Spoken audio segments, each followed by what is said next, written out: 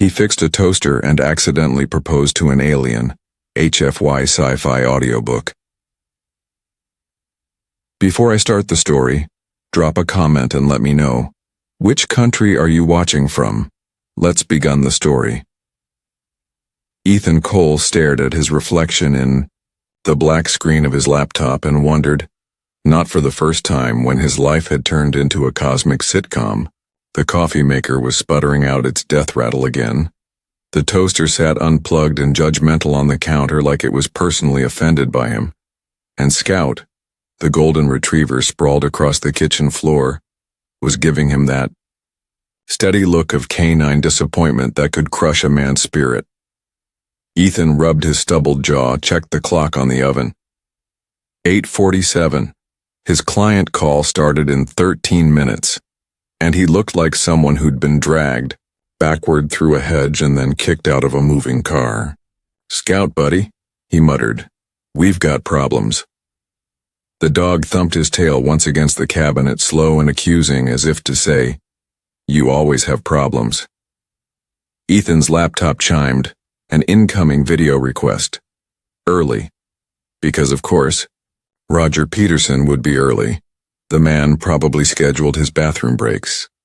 Ethan lunged for the laptop, slammed the accept button, and sat up straighter, smoothing his shirt with one hand and his hair with the other. The screen flickered to life, and there was Peterson. Perfect shirt, perfect smile, perfect irritation. "Ethan, good morning. Ready to discuss the Morrison account?" "Absolutely," Ethan lied, angling the camera to cut off the disaster zone behind him. He barely got the words out before the toaster, that ancient traitor from his college, days chose that exact moment to cough up a spectacular shower of sparks. Scout shot upright, barking like the apocalypse had arrived. Ethan's eyes went wide, but Peterson's went wider. "Everything all right there?" the client asked, brows arched high. "Perfect," Ethan said, reaching blindly behind him to yank the toaster's cord from the wall, trying to keep his smile steady for the camera. The plug came loose with a crack. The toaster crashed to the floor, and Scout's barking doubled in intensity. "Just a little technical issue with the coffee machine, you know how it is." Peterson's expression made it clear he did not know how it was, and Ethan could feel his blood pressure climbing right alongside Scout's howls. His gaze fell on the guitar propped against the wall near the counter, left there after last night's failed practice session. Scout always calmed down with music, thunderstorm or not. Maybe it would work now. 3 weeks is doable, Ethan said quickly, pulling the guitar onto his lap, keeping the laptop angled above the chaos. He strummed a chord, soft and steady. Scout's ears perked. His barking dropped to uncertain whines. Ethan began picking a melody, words flowing easier with the rhythm. "Already mapped out the database architecture," he said smoothly. Scout wagged his tail, calmed, though his eyes stayed fixed on the fallen toaster like it might explode. Again. Relief washed over Ethan, until the kitchen door swung open.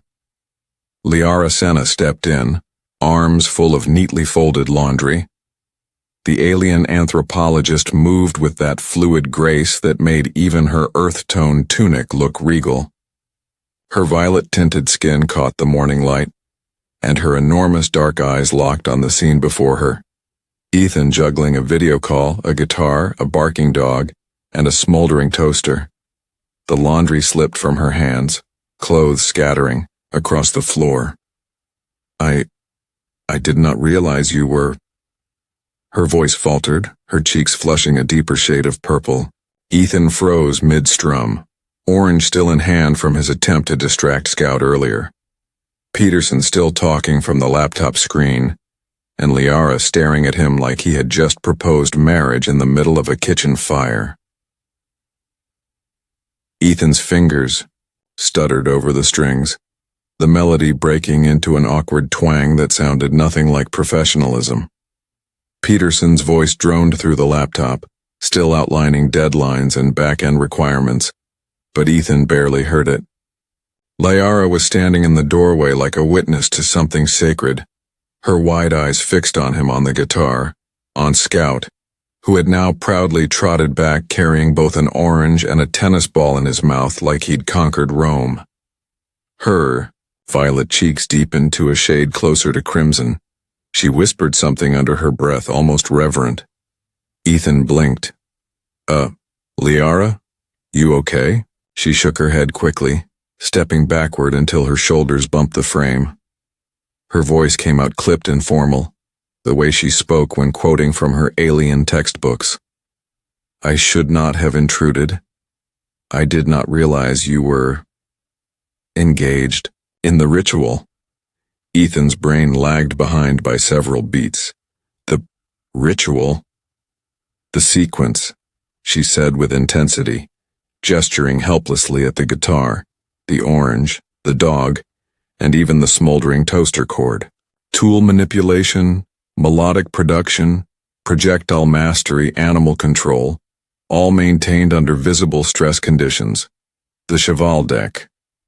I should not be present without invitation. Ethan mouthed the strange word like it had barbs.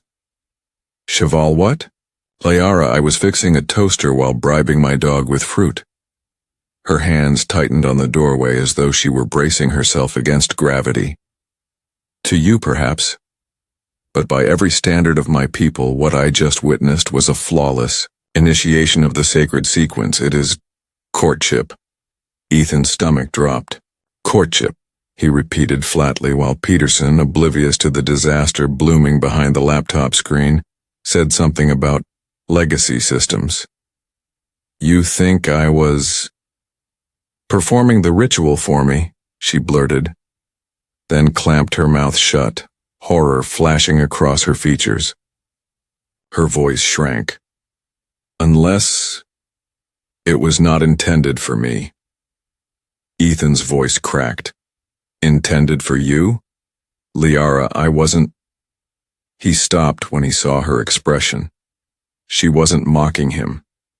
She wasn't even detached, the way she usually was while scribbling notes about human eating habits or laundry folding techniques. No, she looked vulnerable, flustered, embarrassed in a way he hadn't thought she was capable of. Scout thumped his tail on the floor, oranges rolling free. Peterson's tone sharpened. Ethan, are you even listening? This proposal isn't optional. Right, Ethan said faintly, though his attention was glued to Lyara. Listening. Totally listening.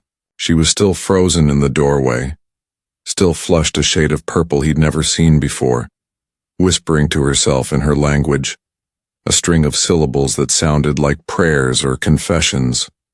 He caught just one fragment in English as she turned away. The ritual of excellence performed for me. Ethan stared at her, retreating back, his heart pounding. Scout nudged an orange toward him as if demanding another throw. Peterson's voice snapped from the laptop. Ethan, focus! He muttered under his breath. I think I just got engaged without knowing it. Ethan had convinced himself by lunch that the morning had just been a weird cultural hiccup.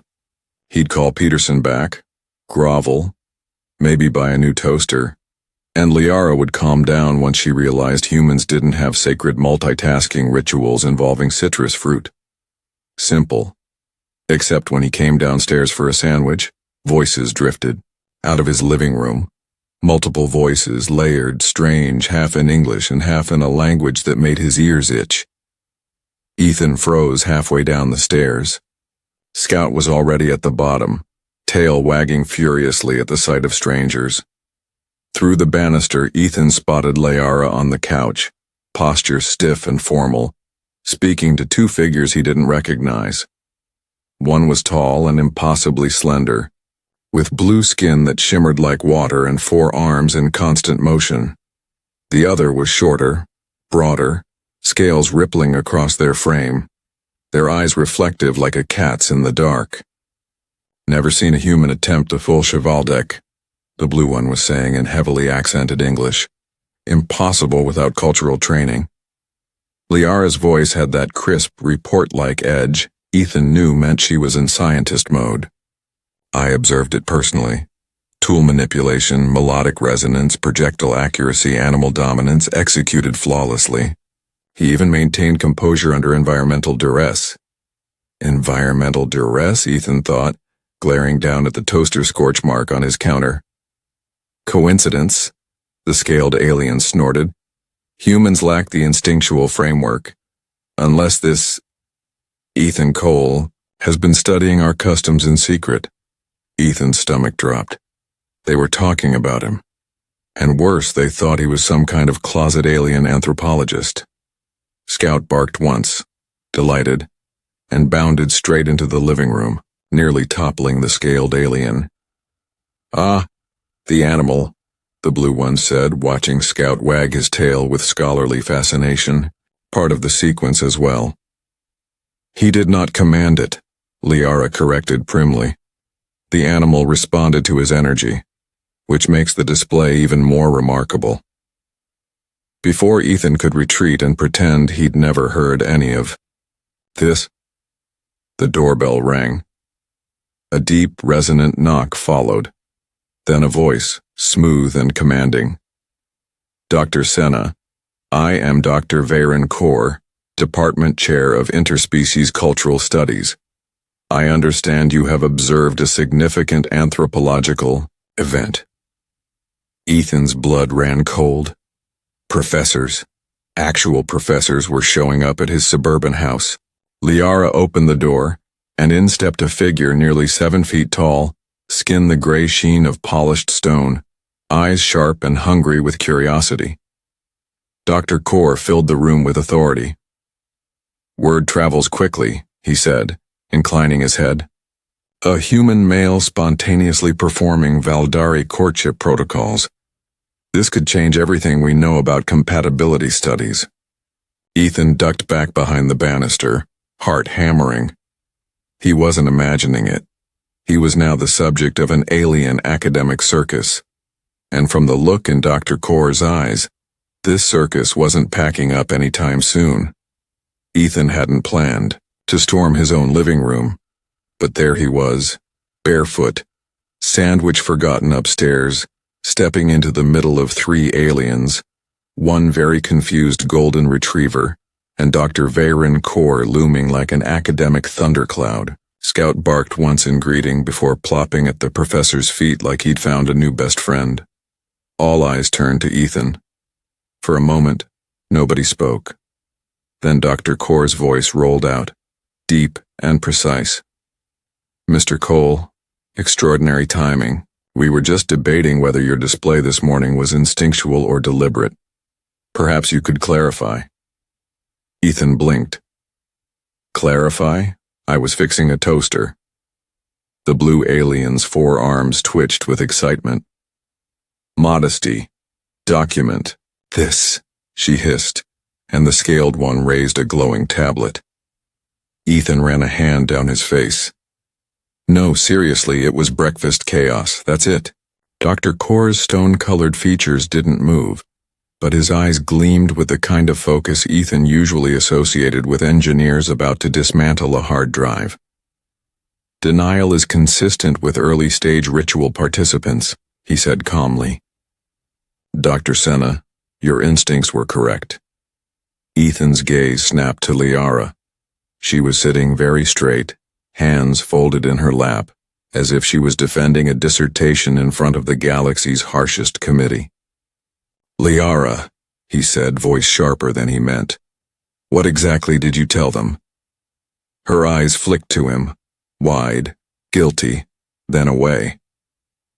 That I observed a complete Chevaldeck sequence, and that it appeared intentional. Intentional? Ethan barked out a laugh, disbelief bleeding into anger. Lyara, you know it wasn't intentional. You saw me panic throwing fruit at my dog. Which demonstrated resource allocation under stress, Dr. Kaur interrupted smoothly. A core marker of compatibility readiness. Ethan rounded on him. I wasn't demonstrating anything. I was trying not to lose a client while my kitchen caught fire. The professor's lips curved in something dangerously close to amusement. Fascinating. Emotional regulation under environmental duress, while protesting innocence. An additional layer to the ritual. Ethan turned back to Lyara, pulse racing. Are you hearing this? They don't see me. They see a subject, and you let them. That landed. She flinched, color darkening across her cheeks. For the first time since he'd known her, her voice faltered. I did not mean for it to escalate. Then stop it, Ethan said, softer now but firm. Tell them I'm not your experiment. I'm your roommate. Your friend, not some research sample you're feeding to the wolves. The room went silent. Scout whined and nudged Lyara's knee as if urging her to answer. She looked down at the dog, then at Ethan, her hands trembling slightly where they clutched the fabric of her tunic. Ethan. Her voice was very small. I do not know if I can be only your researcher anymore. The professor made a note on his device, murmuring, Subject experiment boundary conflict. Promising. But Ethan ignored him.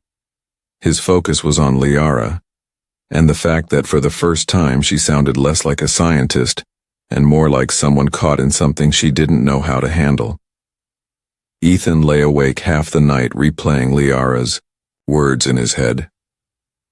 I do not know if I can be only your researcher anymore. It wasn't a confession, not exactly, but it cracked something open inside him. By morning, he was done being the bewildered subject of alien anthropology. If they wanted a performance, fine. He'd give them one they wouldn't forget. When he walked into the kitchen the next day, Lyara was already there, stylus in hand, scribbling notes into her glowing tablet while watching the new toaster like it was a live grenade. She jumped when he spoke. Morning. She clutched the tablet closer. Ethan, I must clarify. About yesterday. Save it, he said, but not unkindly. He grabbed eggs, orange juice, and a pan, setting them on the counter with deliberate calm. Scout sat by the doorway, head tilted, tail sweeping the floor in anticipation. Lyara frowned. You are cooking? Cooking, Ethan confirmed, reaching for his guitar with his free hand. He slung it across his lap and began a slow, steady finger-pick pattern. The melody wove through the kitchen like sunlight breaking through blinds. Scout's ears perked immediately, tail wagging. Ethan cracked an egg into the pan with one hand, keeping the other plucking strings in rhythm. The sizzle of egg hit the counterpoint of music, forming an odd harmony. Simultaneous tool manipulation and melodic resonance, Lyara whispered, almost despite herself. Ethan smiled crookedly. Oh, it gets better. He flipped the egg, tossed an orange in a high arc toward Scout, who caught it midair with a joyful bark. Ethan didn't miss a beat, kept strumming, kept cooking, kept calm. Projectile accuracy, Lyara murmured. Animal cooperation, emotional stability under multitasking stress. Dr. Varencourt's voice suddenly boomed from the living room. Document everything. Ethan glanced over his shoulder and nearly laughed. 3 more aliens had set up cameras on tripods, and the professor himself sat with the gravitas of a man witnessing history. Ethan turned back to Lyara, letting the melody shift into something playful, almost flirtatious. See, yesterday was an accident. Today? He gave the omelet pan a flourish, flipping the food high before catching it clean. Today, I'm actually trying. Lyara's stylus slipped from her fingers and clattered to the counter. Her color deepened to a shade so rich it was nearly wine dark. Her voice was hushed. For me? Ethan leaned into the music, eyes locked on hers. Who else? Scout barked again as if punctuating the question. For one breathless moment, the world narrowed to the hum of strings, the sizzle of eggs and the impossible warmth blooming between them. And Ethan realized that, for the first time, he wasn't just defending himself. He was showing her who he could be, on purpose. Ethan was plating the omelet with a flourish, still strumming his guitar with one hand, when the front door burst open without so much as a knock. "Ethan, honey, I brought gifts." Mrs. Callahan's cheerful voice rang through the house like a trumpet fanfare. Scout bolted for the living room, tail wagging so hard his entire back end swayed. Ethan froze mid-note, dread washing through him. "Oh no," he muttered. Too late. Mrs. Callahan swept into the kitchen like a one-woman parade, carrying a casserole dish in one hand and a large gift bag in the other. She stopped dead when she spotted Lyara, tablet clutched to her, chest cheeks still dark purple from Ethan's performance. Mrs. Callahan's face lit up. "Well, I'll be. So it's true." Ethan's stomach sank. "What's true?" "The engagement, of course," she declared, setting the casserole down directly on the counter next to Ethan's stunned omelet. "When I saw all those cars yesterday and the strange-looking family members arriving, I knew it. You two are finally serious." Ethan sputtered. "Mrs. Callahan, it's not—" But she was already pulling heart-decorated mugs out of the bag, placing them carefully on the counter. Matching mugs for the happy couple, and tuna casserole, your favorite, perfect for an engagement dinner. Lyara made a strangled sound somewhere between a gasp and a cough. Her eyes went huge. "Engagement dinner?" she repeated faintly. Scout barked happily, spinning in circles like he agreed with everything. From the living room, Ethan heard Dr. Kaur murmur, "Fascinating. A public declaration ritual. Document this." "Oh, stars above," Ethan groaned, running a hand over his face. Mrs. Callahan turned, finally noticing the cluster of aliens and their glowing recorders. Her smile widened. "And this must be her family. How lovely you all came to support them." "We are researchers," Dr. Kaur corrected, sounding genuinely offended. "Academic observers." "Ah, the father," Mrs. Callahan interrupted, clapping her hands. "How wonderful. Ethan's practically a son to me. You must be so proud." Dr. Kaur's stone-gray face went stiff with confusion. Lyara nearly choked, whispering frantically, "Ethan, she believes we are—" Ethan pinched the bridge of his nose. "Yeah, engaged. I caught that." Mrs. Callahan bustled on, oblivious. "Now, Ethan, when's the announcement dinner? Don't drag your feet, young man. A good proposal deserves proper timing." Ethan glanced around, at Lyara's stunned expression, at Scout wagging like he'd just been promoted to best man, at the aliens recording every word as if they were filming a documentary. He opened his mouth to deny it, to fix this whole spiraling disaster. Instead, what came out was, soon? The room exploded, Mrs. Callahan cheering, alien scribbling notes, Lyara staring at him like her entire world had just tilted, sideways. Ethan wanted to sink into the floor. Somehow he had just agreed to be engaged to an alien anthropologist in front of both her colleagues and his nosy neighbor. The room was chaos. Mrs. Callahan clapped her hands like she was officiating a wedding, the casserole steaming on the counter, Scout barking in gleeful loops, and Dr. Kaur's team adjusting cameras to capture every angle. Ethan tried to speak, over the din. "Wait, this isn't—" But Mrs. Callahan steamrolled right through him. "Well, don't just stand there, Ethan. Down on one knee. Properly, like a gentleman." Lyara's eyes went so wide he thought they might swallow her. "Face, one knee," she whispered. "Is this the human confirmation posture?" "Don't encourage her," Ethan muttered. But when he glanced at Lyara, he froze. She looked torn, flushed, flustered, but not horrified. Almost hopeful. Dr. Kaur leaned forward, recording device whirring. Excellent. A spontaneous evolution of the ritual. Proceed. Ethan felt trapped. If he denied it now, the aliens would call him evasive, Mrs. Callahan would never forgive him, and Scout would probably join the opposition. His stomach twisted. He could end it. Laugh it off. Tell them all to go home. But then Lyara's gaze met his, and something shifted. Behind the embarrassment, behind the panic, there was vulnerability. A question she didn't dare ask. And suddenly, Ethan realized he didn't want to laugh it off. Not entirely. He wanted her to know he wasn't just chaos and broken toasters, that he could choose, on purpose. Slowly, deliberately, Ethan dropped to one knee. Mrs. Callahan squealed like a teenager. Scout barked as if announcing the play-by-play. Lyara's hands flew to her mouth.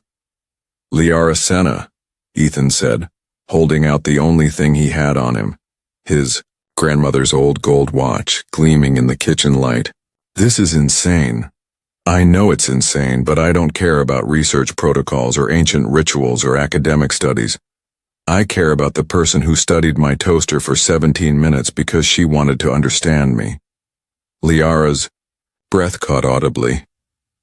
Ethan pressed on. "I care about the one who turns my chaos into something meaningful. So, will you marry me? Even if it means every morning is a sacred ritual of spilled coffee and bad guitar chords?" Silence. Everyone froze. Even Scout went still. Lyara stared at him, expression unreadable. Dr. Kaur leaned so far forward his stone-like features almost cracked. Mrs. Callahan clasped her hands under her chin. Ethan's heart hammered. Then Lyara whispered, voice shaking, "Statistically, this is the most illogical decision I could make." Ethan's stomach sank. "So, that's a no?" Her eyes softened, cheeks glowing a rich, impossible purple. "It is also the most romantic thing I have ever heard." And then, to the collective gasp of half a dozen alien scholars and one ecstatic neighbor, she said, "Yes, Ethan Cole, I will marry you." The room erupted. Scout barked until he tipped over the casserole. Mrs. Callahan sobbed into her mug. The aliens documented frantically, whispering about paradigm shifts. Ethan barely heard any of it. All he saw was Lyara, smiling at him like the universe had just tilted in the right direction. By the next morning, Ethan had convinced himself the chaos would die down. Mrs. Callahan would get bored, Dr. Kaur would pack up his note-takers, and Lyara, his fiancée, apparently, would quietly rescind her yes before anyone filed paperwork. That hope lasted exactly 12 hours. At 9 a.m. sharp, a black government SUV pulled up to the curb. Scout barked like a siren as three figures in dark suits strode up the walkway, flashing badges before Ethan even reached the door. The woman in front, severe in a tailored jacket, spoke with crisp authority. "Agent Sarah Chen, Interspecies, Relations Board. Mr. Cole, Dr. Senna, we need to talk." Ethan blinked. The who now? "Federal Oversight of Cultural Exchange Programs," Chen said, brushing past him like she owned the house. "And you two just triggered the largest diplomatic incident of the decade." Behind her, Dr. Kaur and his assistant scrambled to their feet, suddenly looking like grad students caught with stolen lab equipment. "This is an academic matter," he protested. Chen leveled him with a stare sharp enough to cut stone. "This is a government matter now. You've got half the Midwest watching live streams of a human proposing to an alien anthropologist. Do you realize what that means?" Ethan threw up his hands. "Yeah, it means I can't go grocery shopping without trending on Twitter." Chen ignored him, turning to Lyara. Dr. Senna, are you engaged to this human? Lyara straightened, formal as ever. Yes. The single syllable rang through the room like a gavel strike. Ethan's jaw dropped. Lyara. She didn't look at him, her color deep but steady. It is the truth. Chen nodded once. Then here are the facts. The Valdari government has lodged an inquiry. Religious leaders are demanding clarification. Our own State Department wants assurances this isn't some kind of hoax. If you two can't demonstrate genuine partnership, Dr. Senna will be recalled, and this entire exchange program could collapse. Ethan felt his stomach drop to his shoes. Recalled? Deported, Chen said bluntly. Back to Valdar, permanently. Silence crashed over the room. Scout whimpered, pressing against Ethan's leg. He looked at Lyara, who finally met his gaze. Her dark eyes were wide, scared but resolute. She whispered, If they recall me, I may never return. Ethan's chest tightened. The thought of her vanishing, her tablet notes scattered, her serious voice lecturing about toaster rituals gone forever, hit harder than he expected. He turned back to Chen. So what's the alternative? The agent's eyes narrowed. Prove it's real. Show the world that this isn't just an accident or a staged ritual. Show us that a human and a Valdari can actually make this work. Ethan's pulse pounded. Dr. Kaur leaned in eager. Mrs. Callahan, who'd materialized from nowhere with a tray of muffins, whispered, Sounds like a wedding rehearsal to me. Ethan exhaled, staring at Lyara. Guess we've got one option left. She tilted her head. Which is? He gave a crooked smile, half terrified, half exhilarated. We're throwing a barbecue. 3 hours later, Ethan's backyard looked like the weirdest block party in human history. Folding chairs, paper plates, and plastic cups clashed, with gleaming alien recorders and research tablets. The grill hissed with hamburgers and veggie patties side by side, while Scout darted between guests with 2 tennis balls in his mouth, determined to befriend everyone in the galaxy. Mrs. Callahan had appointed herself hostess, passing out lemonade and heart-decorated mugs to utterly bewildered academics.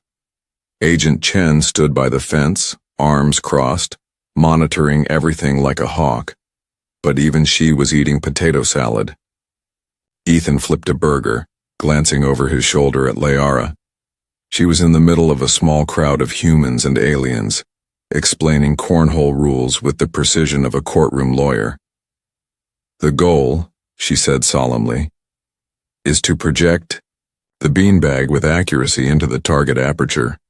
It simulates projectile discipline. Bob from next door scratched his head.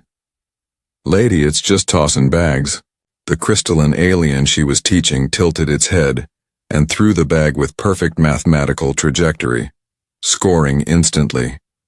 The crowd erupted in cheers. Lyara blinked, startled, then smiled, and just like that, she didn't look like a researcher anymore. She looked like someone who belonged. Ethan felt his chest tighten in the best possible way. Agent Chen appeared at his side, plate in hand. I'll admit, Cole, this wasn't the solution I expected. You expected a breakdown of interstellar diplomacy? Ethan asked, flipping another patty. Something like that, she admitted. Instead, you've got humans arguing with Valdari about whether hot dogs count as sandwiches. Ethan grinned. Classic integration test. Chen studied him for a long moment. You might have stumbled onto something. No protocols, no staged rituals, just people being themselves. That's rare. It's all I know how to do, Ethan said, nodding toward Lyara, who was now laughing as Mrs. Callahan insisted on teaching her how to play Uno. For a second, her head tipped back, her laughter ringing clear, and Ethan thought, this might be worth every ounce of chaos. Doctor. Kaur stood and cleared his throat. The whole yard quieted. humans and aliens alike turning toward him. He raised his plastic cup of lemonade like it was fine wine. "When I arrived," he intoned, "I believed we were witnessing instinctual ritual overlap. But today, I see something different. This is not performance, this is synthesis. Two species choosing curiosity over fear, humor over judgment, and kindness over division." He raised his glass higher. "To Ethan Cole and Lyara Senna, who remind us the most powerful ritual is understanding each other." Applause broke out, clapping, alien chimes, even Scout howling along. Ethan swallowed hard, cheeks hot. Then Lyara stepped to his side, slipped her hand into his and whispered so only he could hear, "You make chaos look like harmony." He squeezed back, smiling. "And you make research look like love." The applause faded into chatter, music, and the soft clink of paper plates, but Ethan barely noticed. He was standing in the center of his yard with Lyara's hand in his, her violet cheeks glowing in the late afternoon sun. She looked at him like the rest of the crowd had blurred away, like he was the only variable worth studying. "Ethan Cole," she said softly. "Yesterday, I thought I was only observing. But today, I think I am living inside the phenomenon itself." He laughed under his breath. "That's one way to describe being engaged to me." "Engaged," she repeated, savoring the word. "It feels improbable. So does half my life these days." Ethan looked around the yard. Mrs. Callahan lecturing an alien about ring etiquette. Agent Chen swapping recipes with Bob from next door. Scout rolling in the grass with 2 kids and a Valdari graduate student who was still frantically scribbling notes. But maybe improbable's exactly what we need. Lyara tilted her head, her eyes catching the fading gold light. "You think this is good for your species?" "For mine and yours," Ethan said. "You taught me that rituals don't matter. It's the choice that does.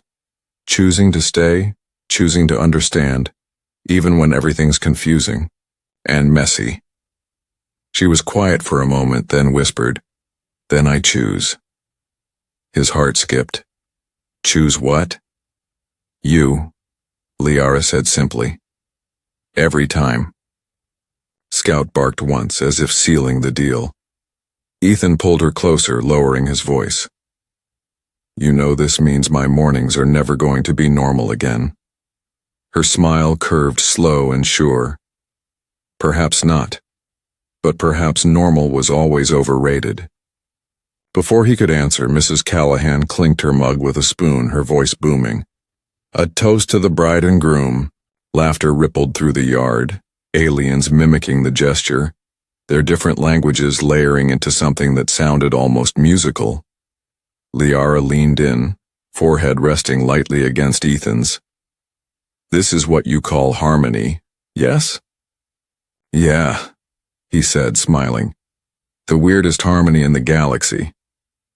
Cameras clicked, aliens documented, and humans laughed, but none of it mattered. For one rare, perfect moment, Ethan felt exactly where he belonged, beside the brilliant, impossible woman who'd mistaken his chaos for a sacred ritual and decided to keep him anyway. Later that night, long after the neighbors drifted home and the aliens packed up their notes, after Agent Chen left with the promise of follow-up integration studies, Ethan found himself in the kitchen again. The new toaster dinged, cheerful and innocent. Lyara stood beside him barefoot, her tunic exchanged for one of his oversized shirts, hair loose around her shoulders. She studied the toaster with that same analytical intensity as always. "It functions," she announced. "Yes," Ethan said, handing her a plate of toast. "And it's not sacred, just breakfast." She glanced at him sidelong, a spark of mischief in her dark eyes. "Perhaps, but you make even breakfast feel like a ritual worth keeping." Ethan grinned, sliding an arm around her. "Then let's keep making rituals. Ours." Scout thumped his tail against the cabinet's toast crumbs scattering across the floor, and Ethan thought, this was it. The new normal. Not perfect, not planned, but theirs. And somehow, impossibly, it was enough to change everything. If you believe humanity always finds the way, subscribe for more HFY Sci-Fi audiobooks.